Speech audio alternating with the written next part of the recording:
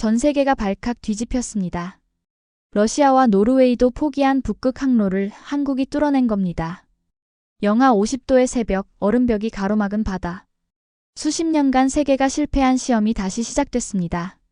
얼음도 못 본 나라가 무슨 쇠빙선을? 전문가들의 조롱이 쏟아졌지만 한국은 멈추지 않았습니다. 그리고 마침내 두 겹 추진장치가 1.8m 빙벽을 깨뜨리는 순간 세계 언론은 충격 속보를 내보냈습니다. 한국, 북극 항로의 역사를 바꿨다. 누구도 상상하지 못한 반전, 도대체 무슨 일이 벌어진 걸까요? 북극의 운명을 바꾼 대한민국 기술 지금 시작합니다. 이야기 시작하기 전에 구독과 좋아요 버튼 꾹 눌러주시면 영상 제작에 아주 큰 힘이 됩니다. 감사합니다. 저는 헬릭 요한센.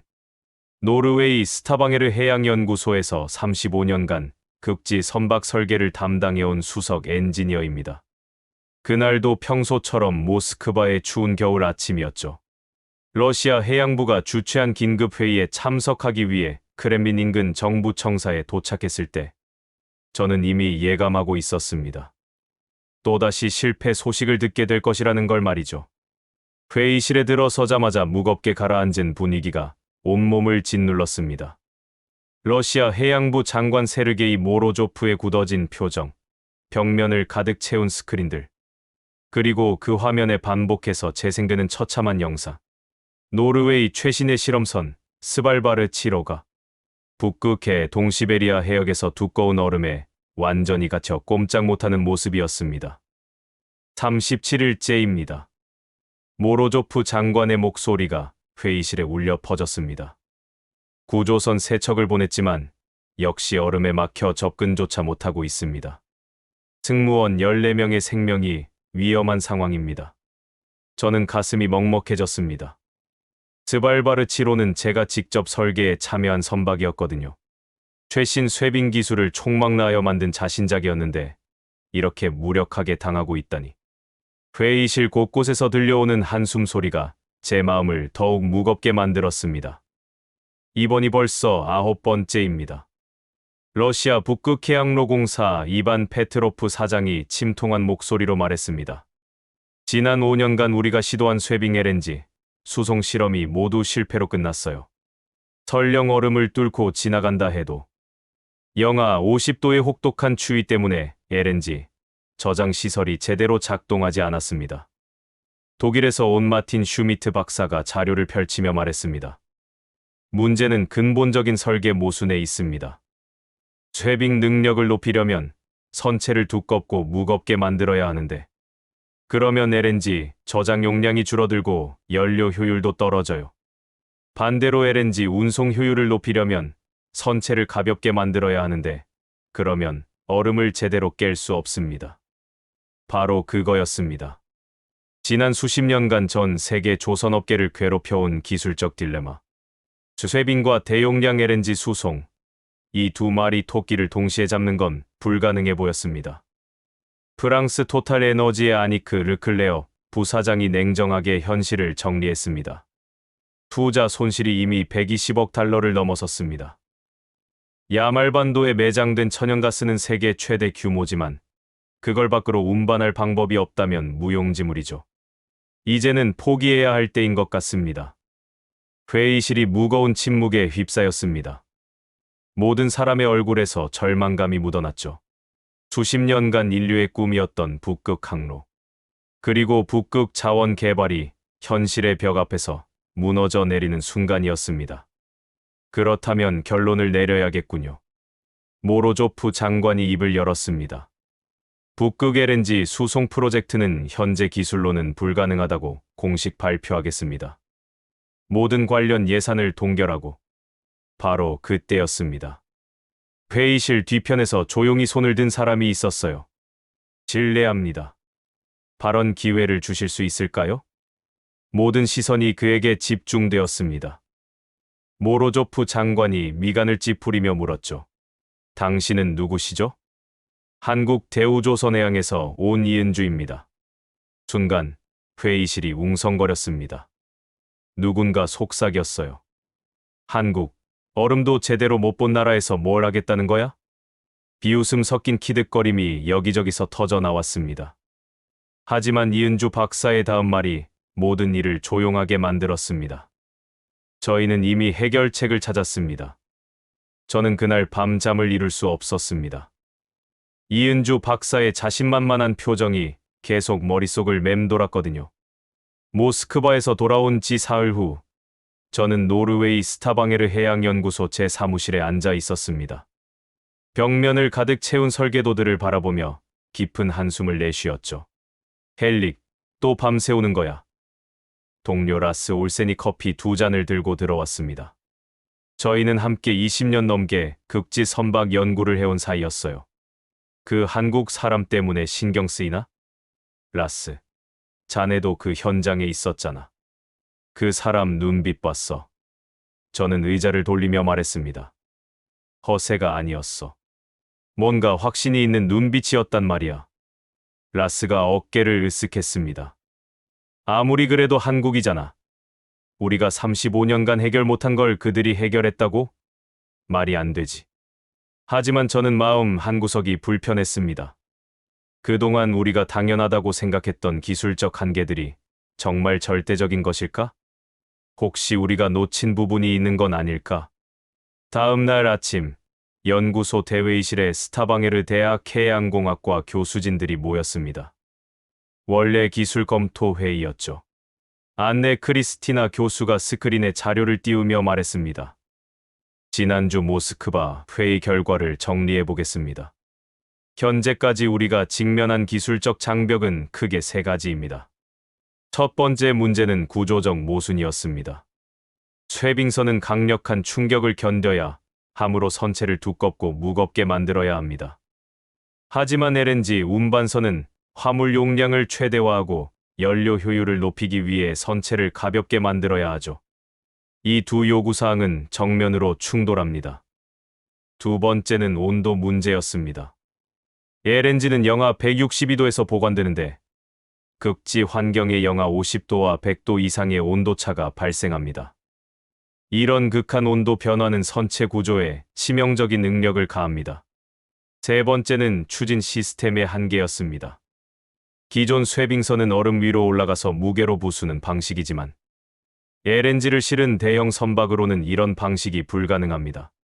그렇다고 정면 충돌 방식으로 얼음을 깨려면 엄청난 동력이 필요하고 그러면 연료 효율이 형편없어집니다. 올라프 한센 박사가 고개를 저었습니다. 결국 물리 법칙의 문제예요. 에너지 보존 법칙을 거스를 수는 없거든요. 얼음을 깨는 데 필요한 에너지와 LNG를 안전하게 운송하는 데 필요한 에너지를 동시에 충족시키는 건 불가능해요. 토르 에릭센 연구원이 데이터를 가리키며 말했습니다. 우리가 지난 10년간 시뮬레이션한 결과를 보세요. 17만 톤급 LNG선이 2m 두께 얼음을 깨려면 최소 80메가와트의 동력이 필요합니다. 하지만 그 정도 추진력을 내려면 연료 소모량이 일반 LNG선의 3배가 넘어요. 경제성이 전혀 없습니다. 저는 답답한 마음에 창밖을 내다봤습니다. 멀리 보이는 노르디케의 잔잔한 파도가 눈에 들어왔어요. 그때 갑자기 한 가지 생각이 스쳤습니다. 잠깐만요. 저는 벌떡 일어섰습니다. 우리가 전제 자체를 잘못 생각한 건 아닐까요? 무슨 말이야, 헬릭? 라스가 물었습니다. 우리는 계속 하나의 선박으로 2가지 기능을 다 해결하려고 했어요. 하지만 만약 완전히 다른 접근법이 있다면, 우리가 생각지도 못한 방법이 있다면, 안내 교수가 회의적인 표정을 지었습니다. 35년간 전 세계 최고 전문가들이 연구해온 분야예요. 혁신적인 돌파구가 그렇게 쉽게 나올 리 없어요. 그런데 말이야. 올라프 박사가 턱을 만지며 말했습니다. 모스크바에서 그 한국 사람, 뭔가 다른 얘기를 하지 않았나? 뭐라고 했더라. 저는 기억을 더듬어 봤습니다. 이은주 박사가 마지막에 한 말. 저희는 문제를 다르게 접근했습니다. 얼음을 깨는 게 아니라 뭐라고 했지? 라스가 재촉했습니다. 그때 갑자기 제 휴대폰이 울렸습니다. 모르는 번호였는데 혹시나 해서 받아봤어요. 여보세요. 헬릭 요한센 박사님이신가요? 익숙한 목소리였습니다. 바로 이은주 박사였어요. 아, 네. 그런데 어떻게 제 번호를? 죄송합니다. 러시아 해양부를 통해 연락처를 구했습니다. 혹시 시간이 되시면 저희 연구 결과를 보여드리고 싶은데요. 박사님의 의견을 듣고 싶습니다. 저는 잠시 망설였습니다. 솔직히 호기심이 컸어요. 언제, 어디서요? 내일 거제도로 오실 수 있으세요? 항공료와 모든 경비는 저희가 부담하겠습니다. 단, 한 가지 조건이 있습니다. 조건이요? 보시는 모든 것에 대해 완전한 기밀 유지를 약속해 주셔야 해요. 아직 특허 출원 중인 기술들이라서요. 회의실의 모든 동료들이 저를 바라보고 있었습니다. 라스가 눈짓으로 가보라고 하는 것 같았어요. 좋습니다. 가보겠습니다. 전화를 끊고 나니 올라프 박사가 웃으며 말했습니다. 헬릭, 자네가 직접 확인해보고 와. 그들이 정말 뭔가 새로운 걸 만들어냈는지 말이야. 저는 가슴이 두근거렸습니다. 35년간 제가 매달려온 문제에 대한 해답을 정말 찾은 걸까요? 아니면 그저 허풍일까요? 다음 날이면 모든 게 밝혀질 터였습니다. 인천공항에서 거제도까지 가는 길은 생각보다 멀었습니다. 저는 차창 밖으로 스쳐 지나가는 한국의 풍경을 바라보며 복잡한 심정이었어요. 과연 이 작은 나라에서 우리가 수십 년간 해결하지 못한 문제의 답을 찾았을까? 거제도 옥포조선소에 도착했을 때 그 규모에 깜짝 놀랐습니다. 노르웨이 전체 조선소를 합친 것보다도 클 정도였어요. 거대한 크레인들이 하늘을 찌르듯 솟아 있었고 곳곳에서 건조 중인 선박들이 보였습니다. 헬릭 박사님, 먼 길 오시느라 고생하셨습니다. 이은주 박사가 조선소 입구에서 저를 맞이했습니다. 그 옆에는 20대 후반쯤 되어 보이는 젊은 엔지니어가 서 있었어요. 안녕하세요. 김도윤입니다. 이은주 박사님과 함께 이 프로젝트를 진행하고 있습니다. 저희는 먼저 조선소 투어를 했습니다. 이은주 박사가 자랑스럽게 설명했어요. 저희 대우조선해양은 1973년 설립 이후 2,000척이 넘는 선박을 건조했습니다. 특히 LNG선 분야에서는 세계 시장 점유율 1위를 기록하고 있어요. 하지만 저는 의구심을 감출 수 없었습니다. LNG선 건조 실력은 인정합니다만 쇠빙선은 완전히 다른 영역 아닌가요? 극지 경험이 있으신가요? 김도윤이 대답했습니다. 솔직히 말씀드리면 처음에는 저희도 그렇게 생각했습니다. 2008년 이 프로젝트를 시작할 때만 해도 말이죠. 2008년부터요. 저는 놀랐습니다. 벌써 7년째라는 얘기였거든요. 네, 저희는 일찍부터 북극해 개발이 미래 시장이 될 것이라고 예측했습니다. 이은주 박사가 설명했습니다. 하지만 처음 2년은 정말 힘들었어요. 기존 쇠빙선 기술을 그대로 적용하려고 했는데 계속 실패했거든요. 저희는 연구동 건물로 이동했습니다. 엘리베이터에서 이은주 박사가 말했어요. 박사님, 혹시 샌드위치 구조라는 개념 들어보셨나요?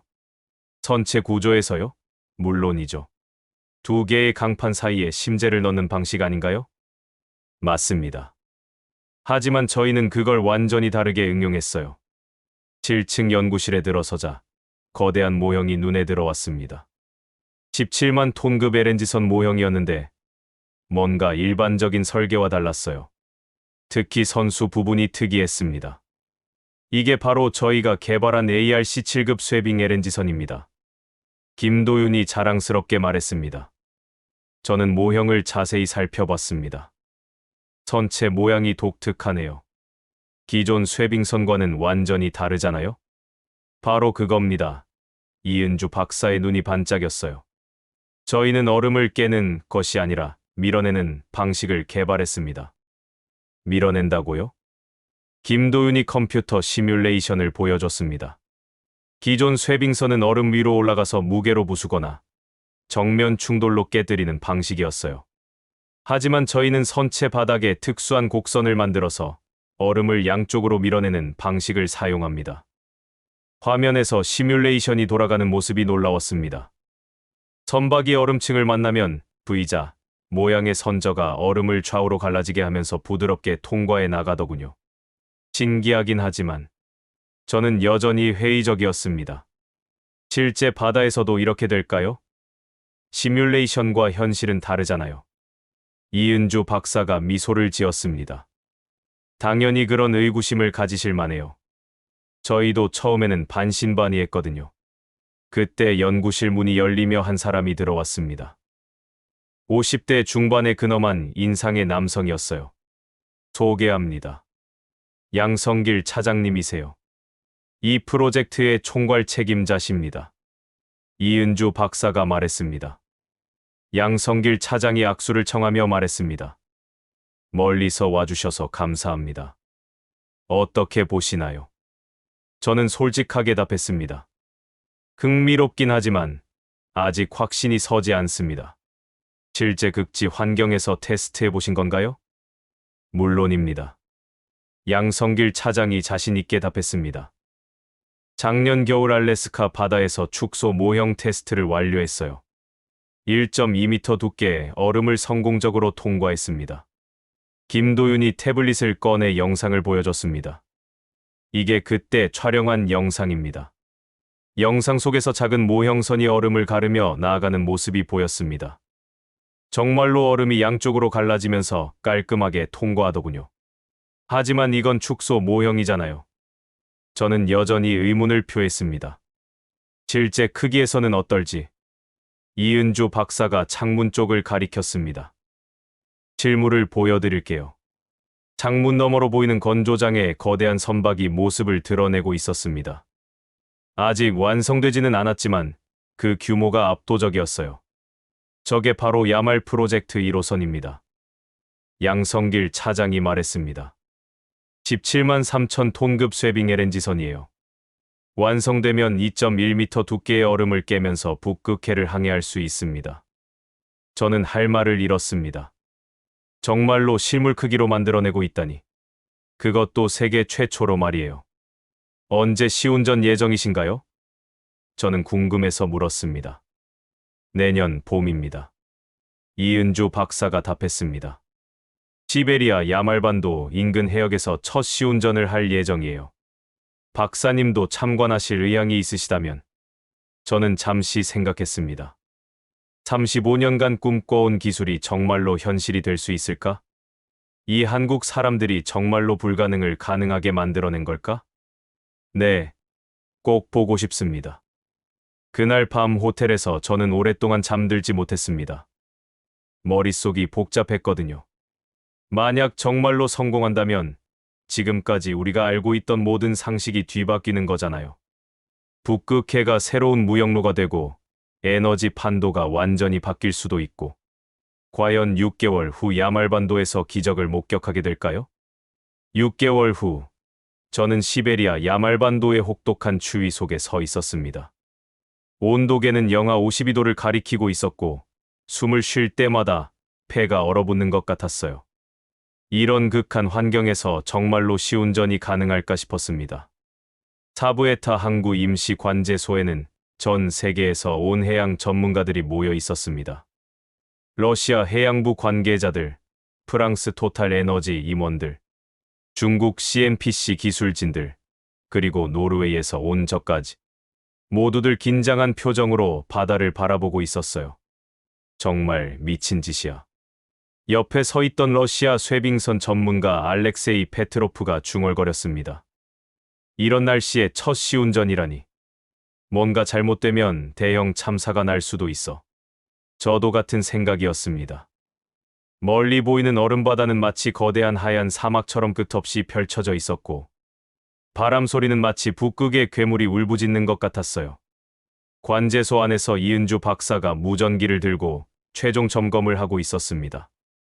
크리스탈 청명호, 모든 시스템 정상인가요? 네, 박사님.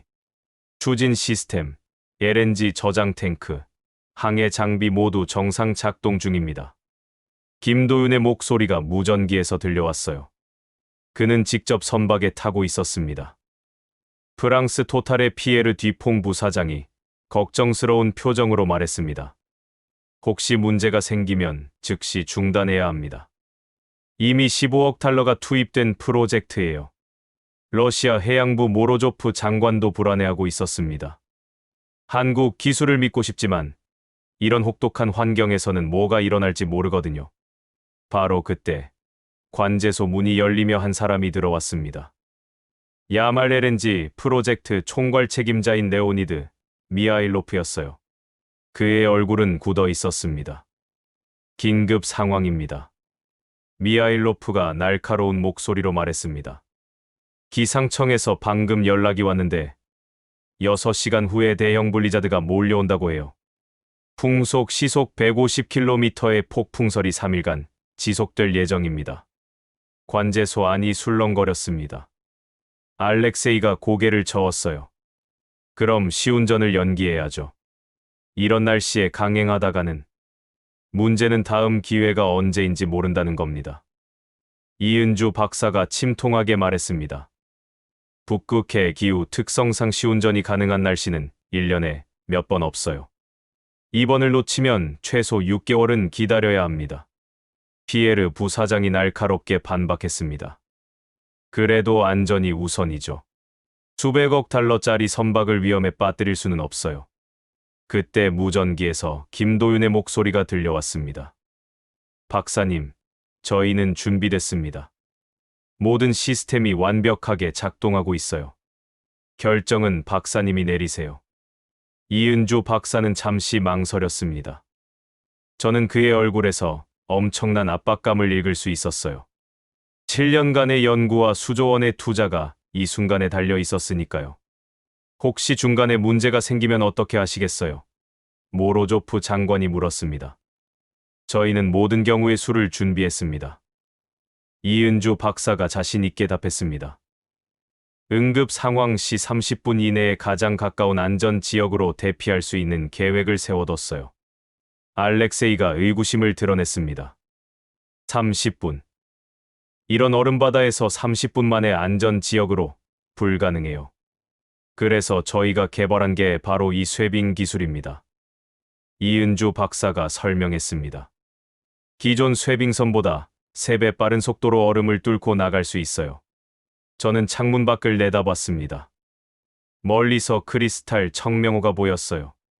거대한 선박이 하얀 얼음바다에 떠 있는 모습이 장관이었지만 동시에 위험해 보이기도 했습니다. 결정하겠습니다. 이은주 박사가 마침내 입을 열었습니다. 시운전을 진행합니다. 하지만 안전을 최우선으로 하고 조금이라도 위험하면 즉시 중단하겠습니다. 관제소 안이 조용해졌습니다. 모든 사람이 긴장한 채로 무전기를 바라봤어요. 도윤아, 시운전 시작해. 이은주 박사가 무전기에 대고 말했습니다. 네, 박사님. 시운전을 시작하겠습니다. 저는 망원경을 들고 크리스탈 청명호를 관찰했습니다.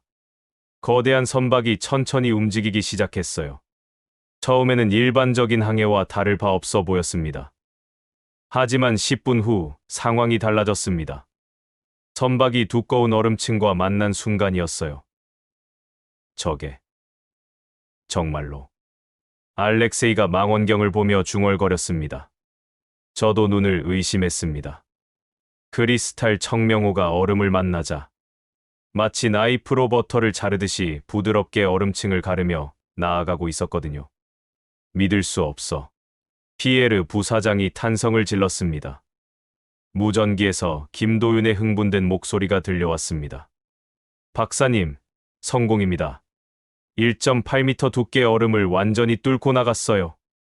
관제소 안이 환호성으로 가득 찼습니다. 하지만 이은주 박사는 여전히 긴장한 표정이었어요. 아직 끝난 게 아니야. 진짜 시험은 지금부터다.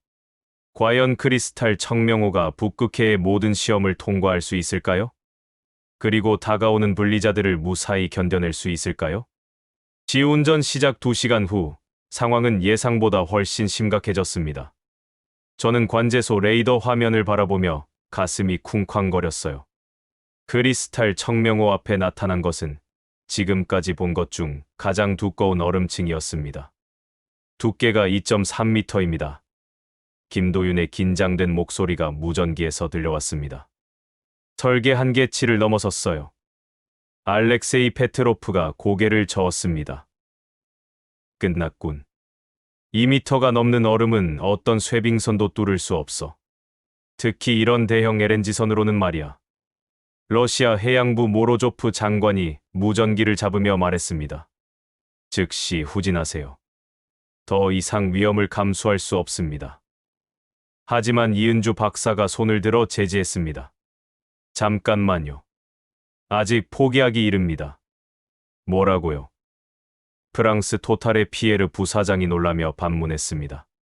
설계 한계를 넘어선 상황인데 어떻게? 저희가 준비한 건 바로 이런 상황이었습니다.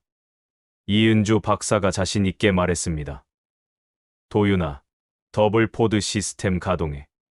무전기 너머로 김도윤의 당황한 목소리가 들렸습니다. 박사님, 정말로요? 아직 실험 단계인데. 지금이 아니면 언제 테스트하겠어? 가동해. 관제소 안의 모든 사람이 긴장한 채로 지켜봤습니다. 저는 망원경으로 크리스탈 청명호를 관찰했어요. 갑자기 선박 하부에서 뭔가 변화가 일어나고 있었습니다. 저게 뭔가요? 알렉세이가 물었습니다. 이은주 박사가 설명했습니다. 저희만의 독창적인 시스템입니다. 일반적으로는 하나의 추진 장치를 사용하지만 극한 상황에서는 보조 추진 장치를 추가로 가동할 수 있어요. 화면에서 보니 선박의 추진력이 눈에 띄게 강해지고 있었습니다. 하지만 여전히 두꺼운 얼음은 꿈쩍도 하지 않았어요. 안 되는군. 모로조프 장관이 실망스럽게 말했습니다. 역시 물리적 한계는 넘을 수 없어. 바로 그때 무전기에서 새로운 목소리가 들려왔습니다. 선박에 동승한 또 다른 엔지니어였어요. 박사님, 박한 소리입니다. 얼음 구조를 분석해봤는데 약점을 발견했습니다. 좌현 쪽으로 15도 각도로 접근하면 얼음이 갈라질 가능성이 있어요. 확실해? 이은주 박사가 물었습니다.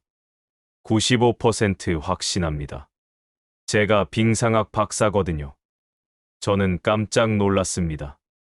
선박에 빙상학 전문가까지 태웠다니.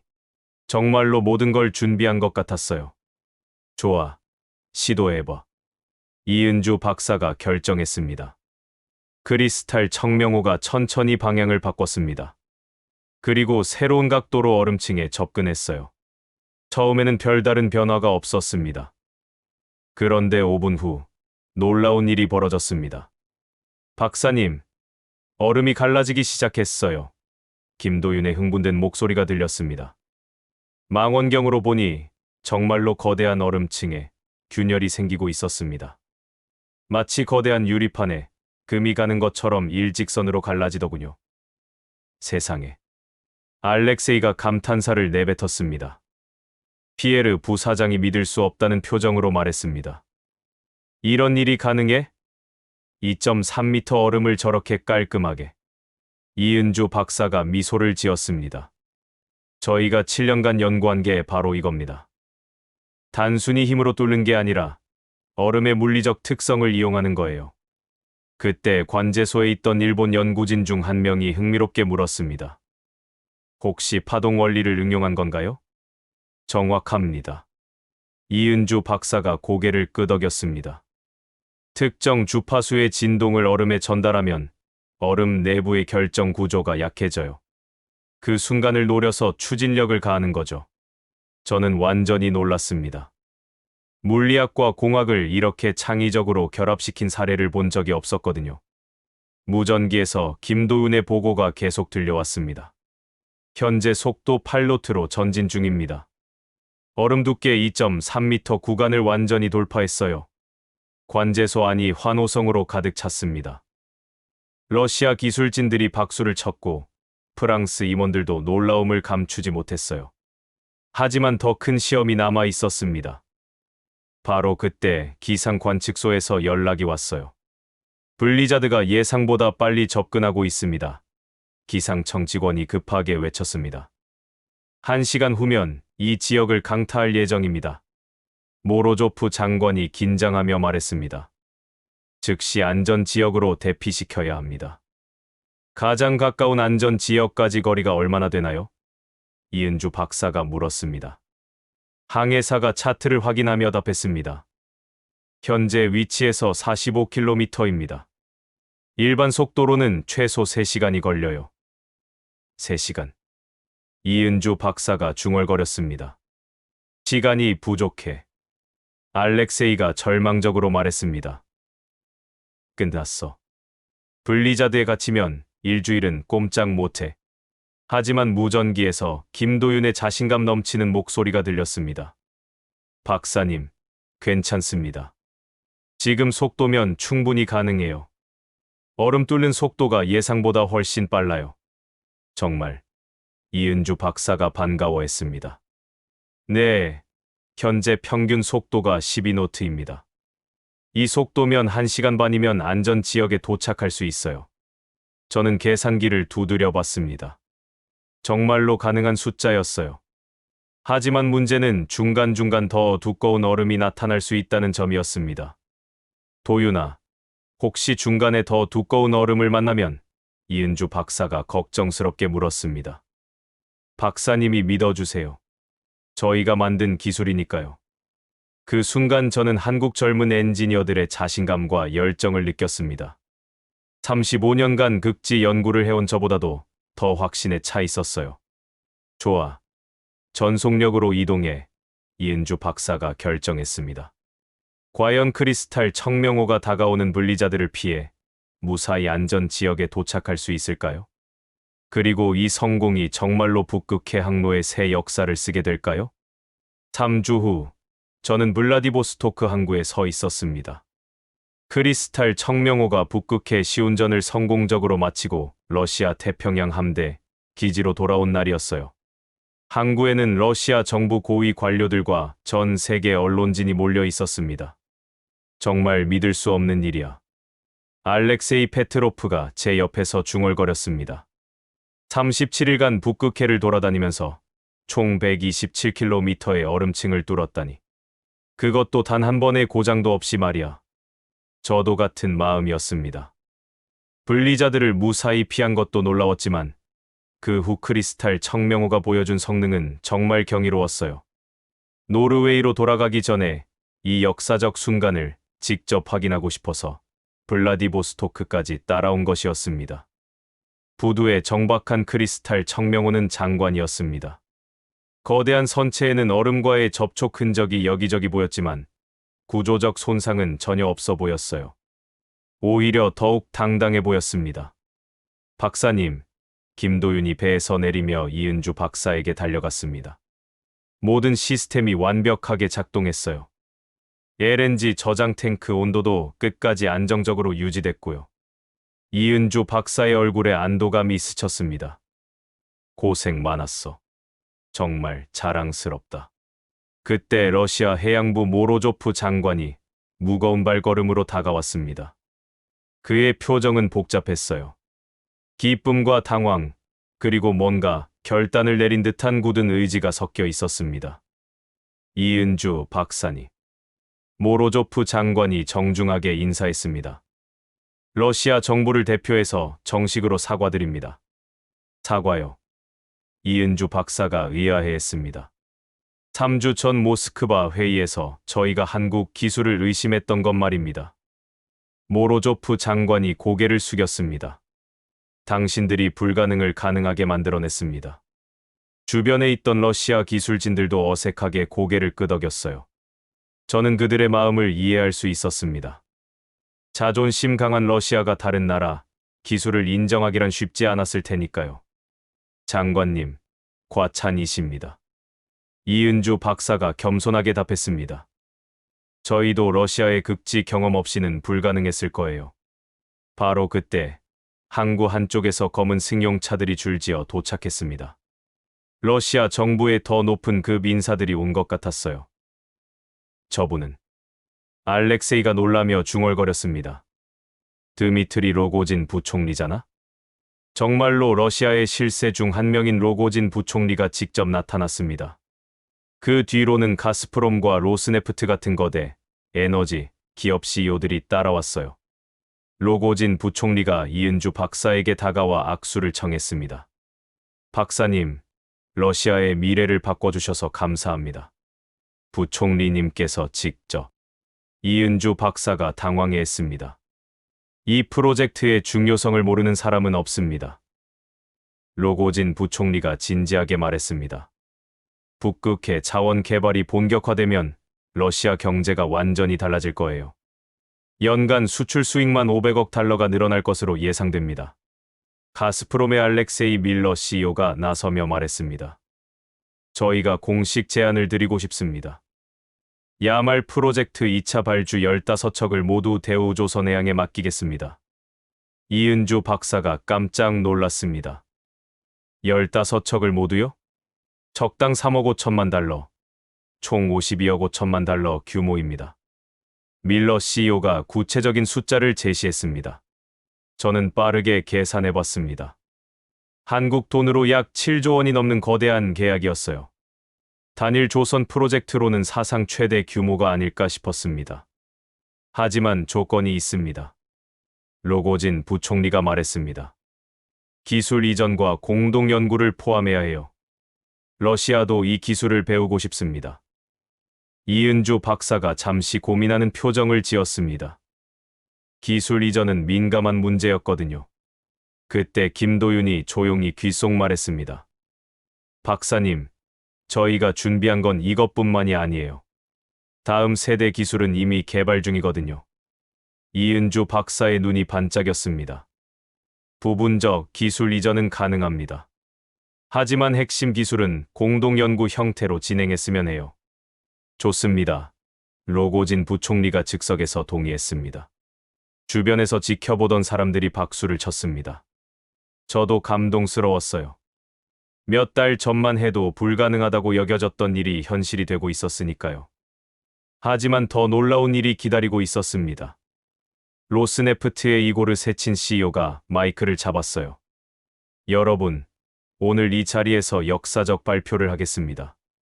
세친 CEO의 목소리가 항구 전체에 울려 퍼졌습니다. 러시아 정부는 북극해 항로를 전면 개방하기로 결정했습니다.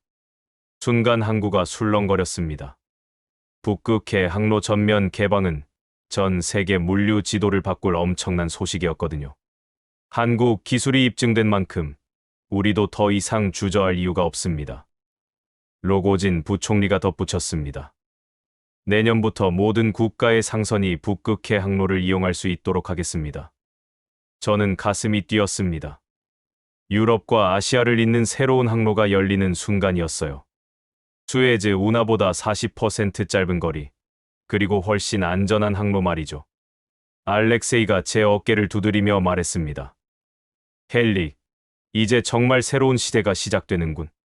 이은주 박사가 마이크를 받아들었습니다. 러시아의 신뢰에 감사드립니다. 저희 한국도 이 새로운 항로가 전 세계 평화와 번영에 기여하기를 바랍니다. 그날 밤 호텔에서 저는 노르웨이로 보낼 보고서를 작성했습니다. 북극해 항로 시대의 시작, 그리고 한국 기술의 승리라는 제목으로 말이죠. 하지만 마음 한편으로는 아쉬움도 있었습니다. 35년간 제가 꿈꿔왔던 기술을 다른 나라가 먼저 실현해낸 것이니까요. 동시에 존경심도 느꼈어요. 한국 엔지니어들의 열정과 창의성에 대해서 말이죠. 과연 이 역사적 변화가 세계에 어떤 영향을 미칠까요? 블라디보스토크에서 돌아온 지 일주일 후, 저는 오슬로 해양연구센터에 있었습니다. 노르웨이 정부가 긴급 소집한 북극 항로 대응 전략회의에 참석하기 위해서였어요. 회의실에는 노르웨이뿐만 아니라 덴마크, 스웨덴, 핀란드 등 북유럽 전체의 해양 전문가들이 모여 있었습니다. 헬릭 박사님의 현장 보고를 듣겠습니다. 노르웨이 해양수산부 잉베르 칼센 장관이 말했습니다. 모든 시선이 저에게 집중됐어요. 저는 심호흡을 한번 하고 입을 열었습니다. 솔직히 말씀드리면 충격적이었습니다. 지금까지 우리가 알고 있던 극지 기술의 상식이 완전히 뒤바뀌었어요. 덴마크 해양기술연구소의 라스 크리스텐센 박사가 의구심을 표했습니다. 정말로 그렇게 혁신적이었나요? 혹시 과장된 건 아닌지. 직접 보지 않았다면 저도 믿지 못했을 겁니다. 저는 태블릿을 꺼내 촬영한 영상을 보여줬습니다. 2.3m 두께의 얼음을 이렇게 깔끔하게 뚫어내는 모습을 보세요.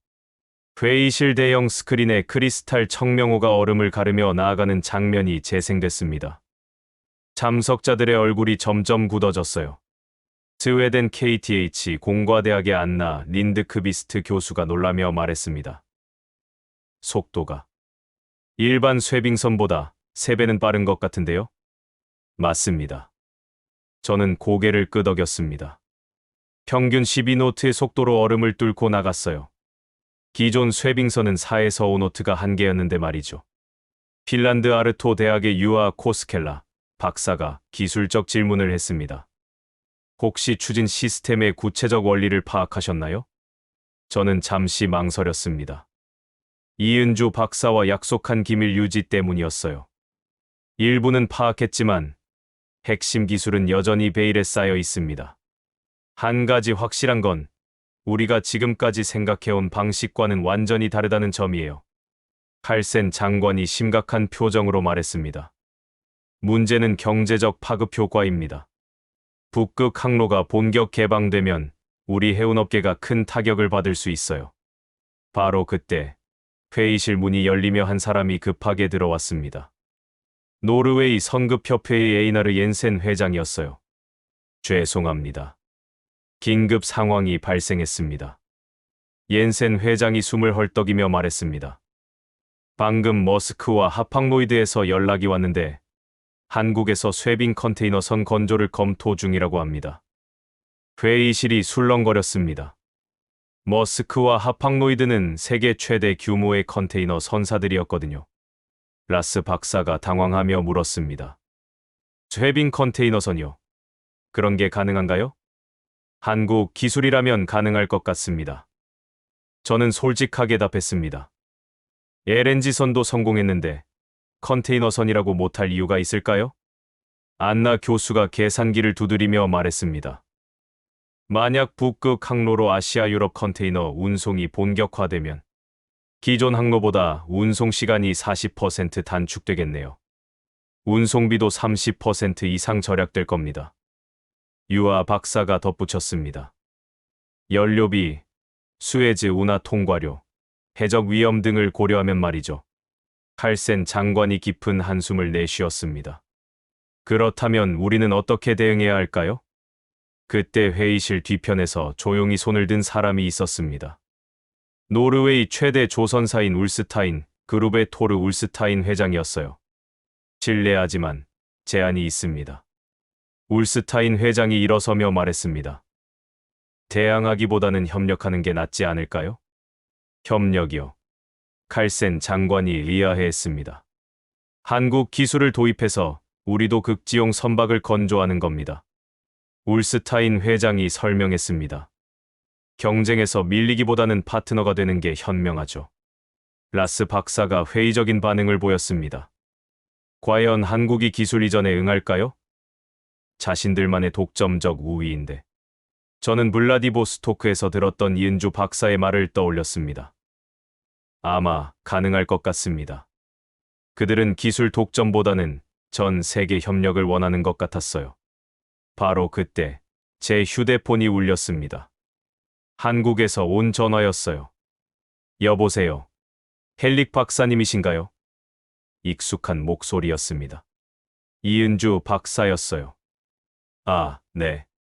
안녕하세요. 혹시 지금 노르웨이 정부 회의 중이시죠? 제가 제안을 하나 드리고 싶은데요.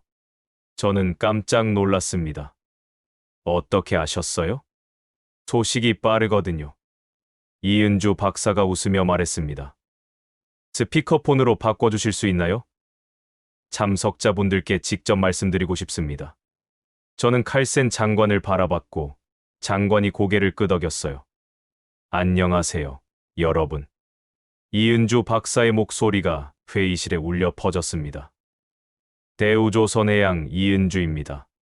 저희가 제안드리고 싶은 것이 있어요. 어떤 제안인가요? 칼센 장관이 물었습니다. 북극 항로 공동 개발 프로그램입니다. 이은주 박사가 설명했습니다. 한국의 쇄빙 기술과 노르웨이의 극지 경험을 결합하면 더 완벽한 시스템을 만들 수 있을 거예요. 울스타인 회장이 관심을 보였습니다. 구체적으로 어떤 협력을 원하시나요? 기술 라이선스, 공동 연구, 그리고 선박 건조 파트너십까지 모든 걸 포함합니다. 이은주 박사가 답했습니다. 북극 항로는 너무 거대한 시장이에요. 한 나라가 독점하기엔 무리가 있죠. 안나 교수가 흥미롭게 물었습니다. 혹시 다른 유럽 국가들과도 비슷한 협력을 고려하고 계신가요? 물론입니다. 덴마크, 독일, 네덜란드와도 이미 논의를 시작했어요. 회의실이 조용해졌습니다. 모든 사람이 이 제안의 의미를 되새기고 있었어요. 칼센 장관이 신중하게 말했습니다. 매우 흥미로운 제안입니다. 하지만 정부 차원에서 검토해야 할 사안이라 급하지 않습니다. 이은주 박사가 여유롭게 답했습니다. 다만 이 기회는 오래 기다려주지 않을 거예요. 다른 나라들도 같은 제안을 받고 있거든요. 통화가 끝난 후 회의실은 한동안 조용했습니다. 모든 사람이 갑작스럽게 펼쳐진 새로운 가능성에 대해 생각하고 있었어요. 울스타인 회장이 먼저 입을 열었습니다. 저는 찬성합니다. 35년간 우리가 해결하지 못한 문제를 해결한 사람들과 협력하는 게 현명해 보여요. 과연 노르웨이와 유럽이 이 제안을 받아들일까요? 그리고 한국이 주도하는 새로운 북극 시대가 정말 시작될까요? 2년 후 저는 뉴욕 유엔 본부 38층 회의실에 앉아 있었습니다. 북극 항로 국제협력위원회 창립 총회가 열리는 역사적인 날이었어요. 창밖으로 보이는 맨해튼의 마천루들 사이로 허드슨 강이 흘러가는 모습이 보였는데 마치 새로운 시대로 흘러가는 물줄기 같았습니다. 회의실 한편에서는 러시아 해양부 관계자들이 한국 기술진과 열띤 토론을 벌이고 있었어요. 반대편에서는 노르웨이와 덴마크 대표들이 북극 항로 확장 계획을 검토하고 있었습니다. 2년 전만 해도 상상할 수 없었던 광경이었죠. 헬릭 박사님, 여기 계셨군요. 이은주 박사가 저에게 다가왔습니다. 그는 이제 세계적인 인물이 되어 있었어요. 타임지 표지를 장식했고 노벨 평화상 후보로도 거론되고 있었습니다. 박사님도 오셨네요. 이 광경 어떻게 보세요? 저는 분주한 회의실을 가리키며 물었습니다. 솔직히 꿈만 같아요. 이은주 박사가 감회에 젖어 말했습니다. 2년 전 시베리아에서 시작된 일이 여기까지 오다니. 회의실 정면에는 거대한 세계지도가 걸려 있었는데 북극 항로가 굵은 파란색 선으로 표시되어 있었어요. 그 선 위에는 현재 운항 중인 쇄빙선들의 위치가 실시간으로 전멸하고 있었습니다. 총 73척의 한국산 쇄빙선이 북극해를 누비고 있었어요. 저기 보세요. 김도윤이 지도를 가리키며 설명했습니다. 현재 부산에서 로테르담까지 12척의 컨테이너선이 북극 항로로 운항 중이에요. 기존 수에즈 항로보다 15일 빨라요. 회의실 한쪽 벽면에는 놀라운 통계들이 디스플레이되고 있었습니다. 북극 항로 연간 물동량 4천만 톤 돌파. 전 세계 17개국에서 한국 쇄빙선 운항, 관련 일자리 35만 개 창출. 숫자만 봐도 혁명적 변화였어요. 가장 놀라운 건 이거예요. 러시아 북극해양로공사 페트로프 사장이 저에게 와서 말했습니다. 2년 전만 해도 북극 항로는 연간 5개월만 이용 가능했는데 이제는 10개월 운항이 가능해졌어요. 어떻게 그게 가능한가요? 저는 궁금해서 물었습니다. 한국 쇄빙선들이 계속 항로를 열어주고 있거든요. 페트로프 사장이 설명했습니다. 마치 제설차가 도로를 뚫어주는 것처럼 말이에요. 회의실 반대편에서는 중국과 일본 대표들이 한국 기술진과 차세대 프로젝트를 논의하고 있었습니다. 저는 그쪽으로 다가가서 들어봤어요. 자율운항 쇄빙선 프로젝트는 어떻게 진행되고 있나요? 일본 대표가 물었습니다. 내년 상반기에 첫 시험 운항 예정입니다. 김도윤이 답했습니다. AI가 얼음 상태를 분석해서 최적 경로를 찾아주는 시스템이에요. 중국 대표가 관심을 보였습니다. 혹시 우리 상하이항에서도 테스트 가능할까요? 물론입니다. 이미 5개국에서 테스트 요청이 들어왔어요. 저는 회의실을 천천히 둘러봤습니다. 곳곳에서 서로 다른 언어로 대화가 오가고 있었지만 모두 같은 주제였어요. 북극, 항로와 한국, 기술. 2년 전만 해도 회의적이었던 사람들이 이제는 협력 파트너가 되어 있었습니다. 창가 쪽에서는 아프리카와 남미 대표들이 모여 있었어요. 저는 그들의 대화를 엿들었습니다. 우리도 이 기술을 활용할 수 있을까요? 브라질 대표가 물었습니다. 당연히 가능합니다. 이은주 박사가 답했습니다. 극지 기술은 다양하게 응용할 수 있어요. 파타고니아 개발, 남극 연구, 심지어 우주 탐사에도 사용할 수 있거든요. 나이지리아 대표가 놀라며 말했습니다. 우주 탐사요? 화성 표면도 극지와 비슷한 환경이에요. 김도윤이 설명했습니다. 저희 기술을 화성 탐사선에 적용하는 프로젝트도 진행 중이에요. 회의실 중앙에는 홀로그램 디스플레이가 설치되어 있었는데 실시간으로 북극해 상황이 보여지고 있었어요. 주쇠빙선들이 얼음을 가르며 나아가는 모습, 컨테이너들이 하역되는 모습, 새로운 항로가 개척되는 모습까지. 마치 살아있는 지도 같았습니다. 이 모든 게 한국에서 시작됐다니 믿어지지 않아요. 노르웨이 울스타인 회장이 감탄하며 말했습니다. 우리가 35년간 못한 일을 해내다니. 회의실 뒤편에서는 젊은 연구자들이 미래 계획을 토론하고 있었어요. 한국, 노르웨이, 러시아, 중국의 젊은 엔지니어들이 한 팀이 되어 차세대 기술을 개발하고 있었습니다. 10년 후에는 북극 항로가 수에즈 운하만큼 바빠질 것 같아요. 노르웨이 젊은 연구원이 말했습니다. 아니, 더 바빠질 거예요. 한국 연구원이 웃으며 답했습니다.